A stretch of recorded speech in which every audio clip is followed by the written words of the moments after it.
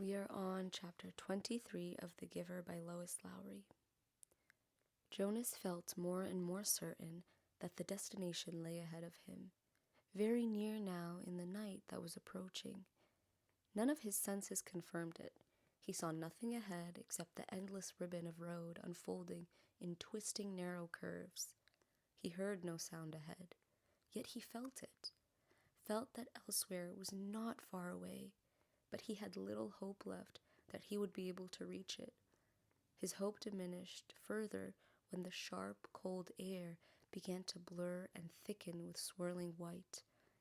Gabriel, wrapped in his inadequate blanket, was hunched, shivering and silent in his little seat. Jonas stopped the bike warily, lifted the child down, and realized with heartbreak how cold and weak Gabe had become. Standing in the freezing mound that was thickening around his numb feet, Jonas opened his own tunic, held Gabriel to his bare chest, and tied the torn and dirty blanket around them both. Gabriel moved feebly against him and whimpered briefly into the silence that surrounded them. Dimly, from a nearby forgotten perception as blurred as the substance itself, Jonas recalled what the whiteness was. "It's called snow, Gabe," Jonas whispered. "Snowflakes. They fall down from the sky, and they're very beautiful." There was no response from the child, who had once been so curious and alert. Jonas looked down through the dusk at the little head against his chest. Gabriel's curly hair was matted and filthy, and there were tear stains outlined in dirt on his pale cheeks. His eyes were closed. As Jonas watched, a snowflake drifted down and was caught briefly for a moment's sparkle in the tiny, fluttering eyelashes. Warily, he remounted the bicycle. A steep hill loomed ahead. In the best of conditions, the hill would have been a difficult, demanding ride. But now, the rapidly deepening snow obscured the narrow road and made the ride impossible. His front wheel moved forward imperceptibly as he pushed on the pedals with his numb, exhausted legs. But the bicycle stopped. It would not move. He got off and let it drop sideways into the snow. For a moment, he thought how easy it would be to drop beside it himself, to let himself and Gabriel slide into the softness of snow, the darkness of night, the warm comfort of sleep. But he had come this far.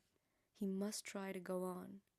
The memories had fallen behind him now, escaping from his protection to return to the people of his community. Were there any left at all? Could he hold on to a last bit of warmth?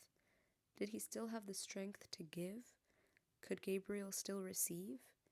He pressed his hands into Gabriel's back and tried to remember sunshine. For a moment it seemed that nothing came to him, that his power was completely gone. Then it flickered suddenly, and he felt tiny tongues of heat begin to creep across and into his frozen feet and legs. He felt his face begin to glow, and the tense, cold skin of his arms and hands relax. For a fleeting second, he felt that he wanted to keep it for himself, to let himself bathe in sunlight, unburdened by anything or anyone else. But the moment passed and was followed by an urge, a need, a passionate yearning to share the warmth with the one person left for him to love. Aching from the effort, he forced the memory of warmth into the thin, shivering body in his arms. Gabriel stirred. For a moment, they were both bathed in warmth and renewed strength as they stood hugging each other in the blinding snow. Jonas began to walk up the hill. The memory was agonizingly brief. He had trudged no more than a few yards through the night when it was gone and they were cold again. But his mind was alert now. Warming himself ever so briefly had shaken away the lethargy and resignation and restored his will to survive. He began to walk faster on feet that he could no longer feel, but the hill was treacherously steep. He was impeded by the snow and his own lack of strength. He didn't make it very far before he stumbled and fell forward. On his knees, unable to rise, Jonas tried a second time. His consciousness grasped at a wisp of another warm memory and tried desperately to hold it there, to enlarge it and pass it on into Gabriel. His spirits and strength lifted with the momentary warmth, and he stood. Again, Gabriel stirred against him as he began to climb. But the memory faded, leaving him colder than before. If only he had had time to receive more warmth from the giver before he escaped. Maybe there would be more left for him now, but there was no purpose in if-onlys. His entire concentration now had to be on moving his feet, warming Gabriel and himself, and going forward. He climbed, stopped, and warmed them both briefly again, with a tiny scrap of a memory that seemed certainly to be all he had left. The top of the hill seemed so far away, and he did not know what lay beyond. But there was nothing left to do but continue. He trudged upward. As he approached the summit of the hill, at last, something began to happen. He was not warmer. If anything, he felt more numb and more cold. He was not less exhausted. On the contrary, his steps were leaden, and he could barely move his freezing, tired legs. But he began suddenly to feel happy. He began to recall happy times. He remembered his parents and his sister. He remembered his friends, Asher and Fiona. He remembered the giver. Memories of joy flooded through him suddenly. He reached the place where the hill crested, and he could feel the ground under his snow-covered feet become level. It would not be uphill anymore. "We're almost there, Gabriel," he whispered, feeling quite certain without knowing why. "I remember this place, Gabe." And it was true. But it was not a grasping of a thin and burdensome recollection. This was different.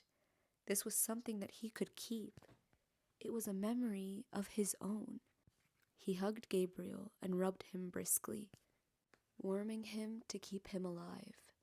The wind was bitterly cold, the snow swirled, blurring his vision, but somewhere ahead, through the blinding storm, he knew there was warmth and light. Using his final strength, and a special knowledge that was deep inside him, Jonas found the sled that was waiting for them at the top of the hill.